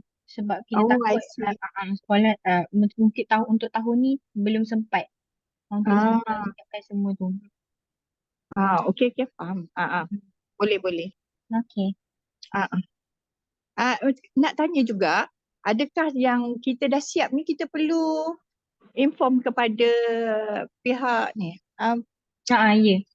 Untuk permohonan nanti kami akan bagikan satu borang lah untuk cikgu isi apa yang data-data yang perlukan dan kena sediakan dokumentasi apa yang kita akan suggest lah. Oh, I see. Okay. Nanti saya berhubung dengan Puan Hajar lah untuk mungkin sebabnya dia ada jugalah kriteria yang diperlukan tu kan, mungkin takut kita orang terkeluar landasan ke apa kan. Okay. Sebab ini baru saya terangkan tentang langkah 1, saya belum masuk pada langkah 2 yang lebih dia cakap lebih langkah 2 eco-schools ni itu kajian alam sekitar tu mungkin dia lebih lebih padat lah isi dia. Lepas tu berbanding ni macam jawatankuasa eco-schools ni hanya macam secara general untuk tubuhkan jawatankuasa je dulu. Mungkin lepas ni nak masuk kepada pelajaran tentang kajian alam sekitar tu mungkin lebih berat dan terusnya macam pelan tindakan tu kita akan ajarlah dulu sebab takut sekolah dia lost dalam journey to eco schools ni, kita akan ajar sikit-sikit lah macam tu. Okay, faham. Okay. Itu je lah. Assalamualaikum Puan Hajar. Waalaikumsalam. Cikgu. Okay, saya Cikgu Yusri dari Sekolah Menengah Pendidikan Khas Vocational Kuantan. Ya cikgu. Nak tanya apa tu, sekolah saya murid dia 2 tahun saja. Dan logik tak kalau sekolah saya dia buat 2 tahun saja? Sebab Boleh. kalau 2 tahun, tahun ketiga tu kena ambil budak lain, takut orang tak boleh dapat kesinambungan tu. So macam mana? Oh, ini macam murid tu memang 2 tahun saja dia berada di sekolah. Ke? Oh, okey. So sekiranya mampu untuk buat 2 tahun ni, boleh cepatkan. Contohnya macam pada hari kita nak ada audit nanti, audit untuk green flag ni nanti, murid-murid yang dah join untuk tahun pertama tu dia boleh bawa ke tahun kedua tu. Mungkin boleh cepatlah untuk special case macam ni. Okay, maksudnya kami kena layout dululah macam mana untuk 3 tahun. Untuk kalau sekiranya boleh buat untuk 2 tahun sebab nak kekalkan murid sama, boleh buat dalam 2 tahun. Kalau macam sekiranya perlukan 3 tahun juga mungkin terpaksa cari murid yang boleh masa hari audit tu boleh present lah. setiap projek-projek tu. Okay. Tapi untuk special case ni nanti mungkin saya akan bincangkan semula lah untuk sekolah ni sebab dia ada sekolah yang 2 tahun kan. Bila wujud jika sekolah infak persekatan atau ada pendaftaran. So untuk jawatan kuasa ni, bila dah ada tu boleh boleh letakkan dalam dokumentasi dululah. Nanti di akhir program ikut-ikut ni semasa audit kita akan check jawatan kuasa ni. Senarai ahli jawatan kuasa. Dan jika macam sebelum penilaian tu ada sekolah yang tak layak untuk meneruskan, adakah nak kata buang tak buang lah, diberi peluang ataupun macam mana? Macam saya cakap tadi, dalam ikut school ni kami ada anugerah Green Flag dan anugerah lain juga, ada 2 lagi anugerah. Sekiranya tidak berjaya untuk anugerah Green Flag, mungkin kita boleh bagi anugerah yang mana sesuai dengan dia. Contohnya macam anugerah Gangsa atau anugerah Perak lah. So sekiranya sekolah ni tak langsung tiada progres dalam ikut school, kita terpaksa gantikan sebab ini 100 sekolah yang telah terpilih untuk Pahang ni adalah sekolah yang pertama kita laksanakan program Eco Schools ni. Dan sekiranya ada sekolah yang tak aktif dan macam dia dah lost track lah tu, kita terpaksa gugurkan lah daripada program Eco Schools dan pilih sekolah lain yang lebih berminat untuk join program Eco Schools ni. Saya Hasrah. Ya. Saya nak tanya Mana soalan. kalau ya. Ya boleh tanya. Assalamualaikum. Waalaikumsalam. Saya ni Cikgu Anissa daripada SMK Sungai Sak Murni. Saya nak tanya yang GGAF ni, dia adakah sama dengan projek yang bawah Tengku Hasanah ni ke? Ya. Bawah Tengku Hasanah, sebab program Eco Schools Malaysia ni, Tengku Hasanah pemangku Raja Pahang adalah kita punya Royal Patron. Apa cakap? Penaung diraja untuk program Eco Schools ni. So untuk Pahang ni dia ada hasrat yang tinggi lah untuk laksanakan program Eco Schools ni, especially dalam bidang kelestarian di Pahang. Lepas tu, dia lebih kepada kelab alam sekitar lah ya, yang akan handle untuk Eco School ni. Bukan terhad kepada aktiviti kelab sebab dia melibatkan satu sekolah tu yang laksanakan. Dan kalau aktiviti kelab alam sekitar tu dia berkaitan dengan Eco Schools, mungkin mereka masuk di bawah jawatan kuasa Eco Schools tu. Masukkan kelab alam sekitar di bawah jawatan kuasa Eco Schools tu. Sebab Eco Schools ni dia melibatkan satu sekolah, bukan terhad kepada aktiviti kelab sahaja. Sekolah. Okey, saya nak tanya lagi. Okey, sekolah saya ni baru first time lah join ni. Maksudnya Eco School ni sama bawah yang kita daftar Perkis tu ke? Perkis bukan, Perkis under SW Corp kan? Oh, sama lah. Okey. Belum, bukan. Perkis tu adalah untuk ni kan recycling. Kita Lagi. semula. Okey. Saya ni banyak nak tanya ni, tak apa ya. Tak apa. Okey, lepas tu untuk kita dapat green flag ni, dia maksudnya kita kena ada pendaftaran lain. Permohonan. Kita panggil permohonan untuk green flag. Sekolah ni, kita dah terpilih untuk melaksanakan Eco School. Untuk kita mohon dapat green flag tu nanti kita kena mohon lain. Bukannya terus datang ada audit tiba-tiba datang kat sekolah ke macam mana ni? Okey. So untuk setelah kita laksanakan 3 tahun tu, sebab kita dah strukturkan untuk Pahang ni selama 3 tahun, kita akan offer kepada sekolah yang dah aktif tu, dah buat semua tu, kita akan offer untuk apply kepada green flag. Tapi memang tujuan asal untuk Eco School Pahang ni adalah semua mendapat green flag. Tapi nanti kita akan buka lagi satu permohonan, sebab permohonan tu adalah untuk sekolah isi semua data-data mereka dalam borang tu dan hantarkan untuk permohonan, dan kita akan bagi tahulah bila akan adakan audit lapangan dekat sekolah untuk tengok setiap projek tu. Tapi hanya terhad untuk anugerah green flag sahaja. Sekiranya sekolah apply untuk anugerah lain, contohnya Perak dan Gangsa, tiada audit lapangan akan dilaksanakan. Just audit, kita akan audit berdasarkan data sahaja, data yang dihantarkan kepada kami lah. Okey, maksudnya dalam tempoh 3 tahun ini, sekolah hanya perlu kumpul data sahaja dulu. Betul? Data, bukan. kan saya cakap tadi ada pelaksanaan 3 tahun tu. Tahun pertama persediaan, tahun kedua pelaksanaan, tahun ketiga adalah penganugerahan. So tahun pertama ni kita akan bagi tahu apa macam nak tumbuhkan jawatan kuasa, benda-benda macam ringan-ringan dululah untuk bagi sekolah tu bersedia untuk join Eco-Schools ni.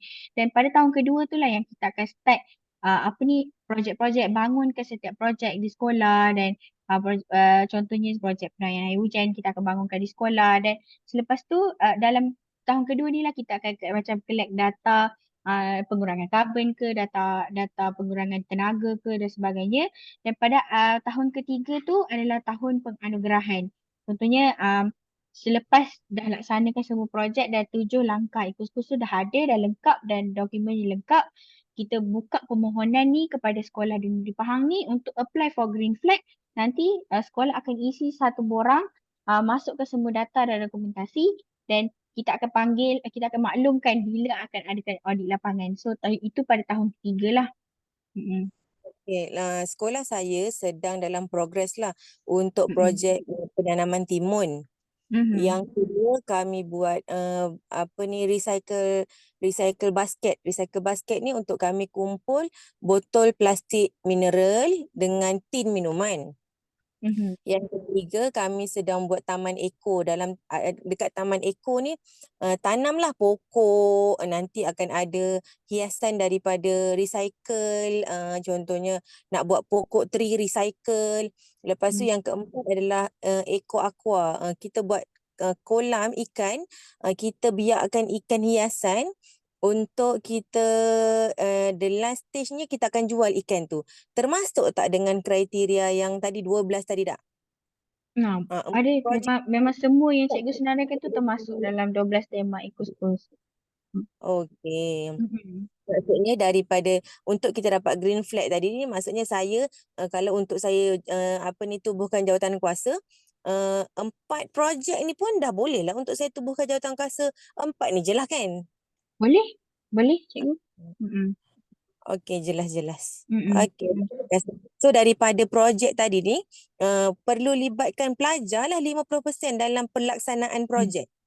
Ya, pelaksanaan projek dan dalam senarai ahli jawatan kuasa tu perlu masukkan 50% bilangan tu adalah pelajar.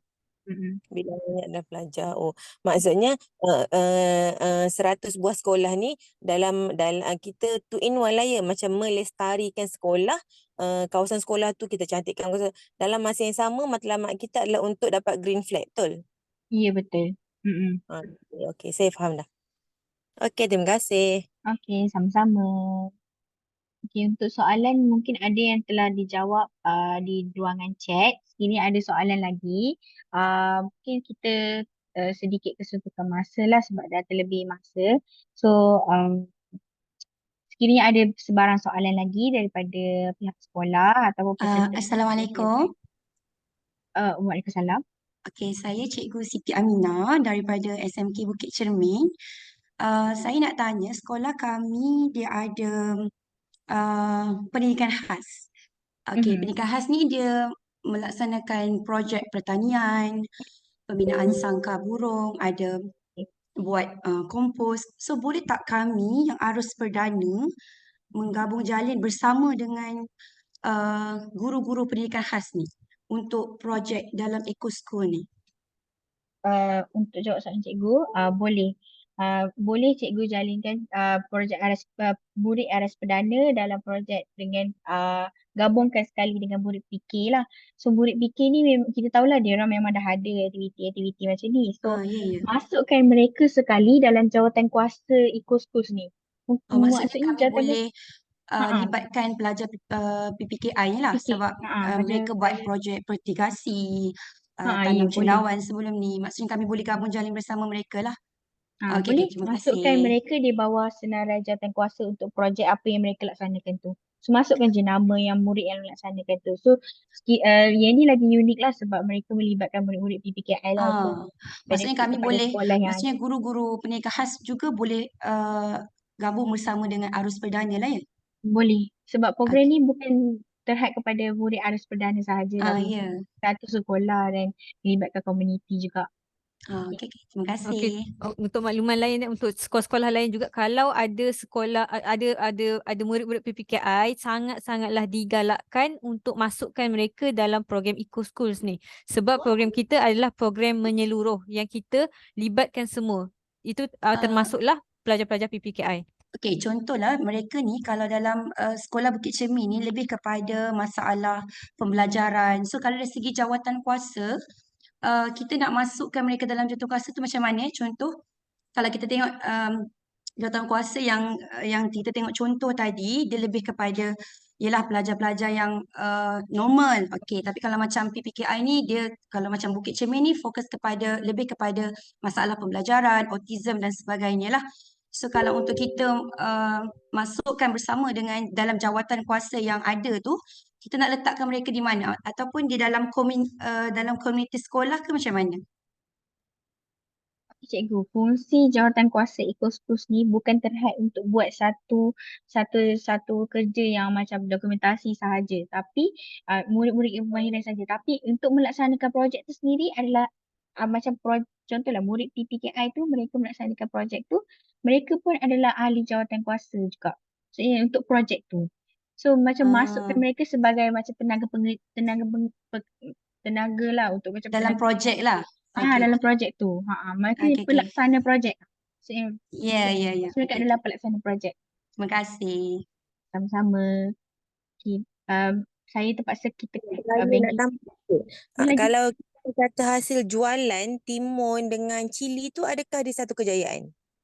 Ya. Yang tu macam mungkin itu macam bila kita tengok pada projek tu kita boleh menjadi contohnya menjadikan pelajar ni kita panggil entrepreneur untuk peniaga macam perniagaan tani. So ini menambahkan macam mungkin kepada murid mereka boleh mencungkil bakat lain lah, mungkin boleh berminat dalam bidang pertanian, dan di samping itu mereka boleh buat apa pun cakap income from pertanian itu sendiri. So ini banyak mengajar mereka lah skill-skill yang mungkin mereka tak belajar dalam kelas, tapi melalui projek-projek ni mereka belajar macam tu. Hajar, boleh tolong share link Telegram? So ini boleh. Dan ini sebagai salah satu macam contoh impact daripada program Eco Schools lah. Kita nampak yang daripada projek Eco Schools tu kita sekolah boleh menjadi income daripada situ sendiri. Okay, saya rasa untuk hari ini saya terpaksa cut dulu lah untuk soalan tu. Sekiranya ada soalan lain boleh tanyakan dalam grup Telegram. InsyaAllah saya akan reply untuk link kedah kehadiran. Boleh scan QR code ni sekiranya boleh, dan saya ada letakkan juga di ruangan chat. Jadi saya sharekan di ruangan chat dan nanti saya akan masukkan link kehadiran ni di dalam grup Telegram. Sebelum saya habis kan bengkel, saya ada sedikit lah macam nak promote sikit untuk medium komunikasi bagi Eco Schools ni, sebab saya tahu ada cikgu yang terlepas tentang info ataupun ada yang tak dapat join ni. So saya nak macam promote lah satu medium komunikasi Eco Schools. Kiranya ada sebarang pertanyaan dan nanti untuk maklumat lanjut tetap bengkel seterusnya, memang saya akan menggunakan grup Telegram Eco Schools ni sebagai medium komunikasi utama untuk Eco Schools sendiri Pahang. So kalau siapa yang belum join boleh join. Saya akan letakkan link di ruangan chat juga. So boleh tengok dekat ruangan chat, saya akan letakkan link Telegram. So sebarang pertanyaan yang tak dapat nak utarakan hari ini, mungkin nanti dah terfikir, boleh tanyakan dalam grup ni. InsyaAllah saya akan jawabkan. Saya akan kongsikan recording video dan juga saya akan kongsikan slide pembentangan saya pada hari ini dalam grup Telegram juga. Dan untuk seterusnya, sekiranya sekolah dah ada projek Eco Schools yang menarik untuk ditonjolkan kepada luar, bolehlah join satu grup Facebook, grup community Facebook Eco Schools Malaysia. Sekiranya cikgu join, cikgu boleh kongsikan segala kisah Eco Schools atau projek-projek Eco Schools di dalam Facebook community ni, dan kami akan bantu cikgu untuk promote program projek-projek yang telah cikgu laksanakan di sekolah. So saya menanti-nantikanlah kisah daripada sekolah-sekolah dalam grup Facebook ni. So sekiranya boleh join dekat saya letakkan link juga dekat ruangan chat.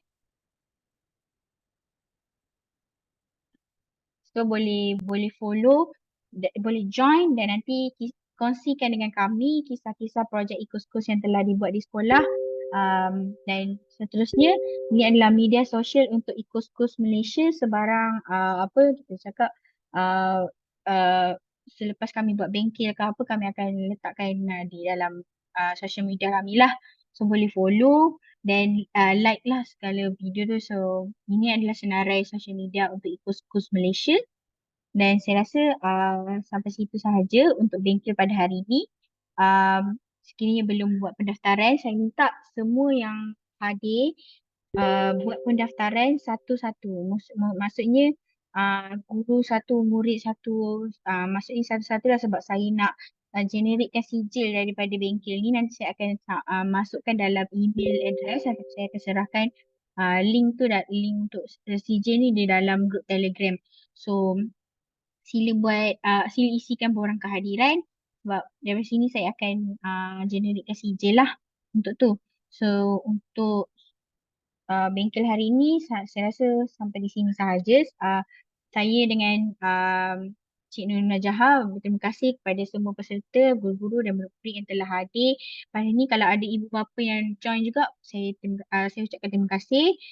Dan mungkin selepas ini kita akan berjumpa lagi pada bengkel yang seterusnya. Mungkin saya akan adakan bengkel secara bersemuka lah lepas ni. Mungkin di setiap daerah kita akan pergi ke setiap daerah lah untuk dan berkumpul di satu sekolah untuk kita adakan bengkel dan untuk ajar step-step seterusnya. Mungkin hari ini step pertama dan seterusnya step kedua, step ketiga dan habis step yang ketujuh dalam langkah Eco-Schools ni.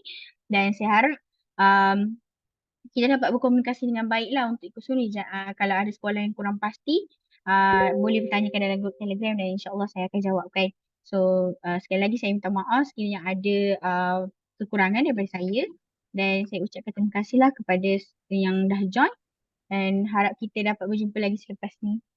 Assalamualaikum dan bye-bye.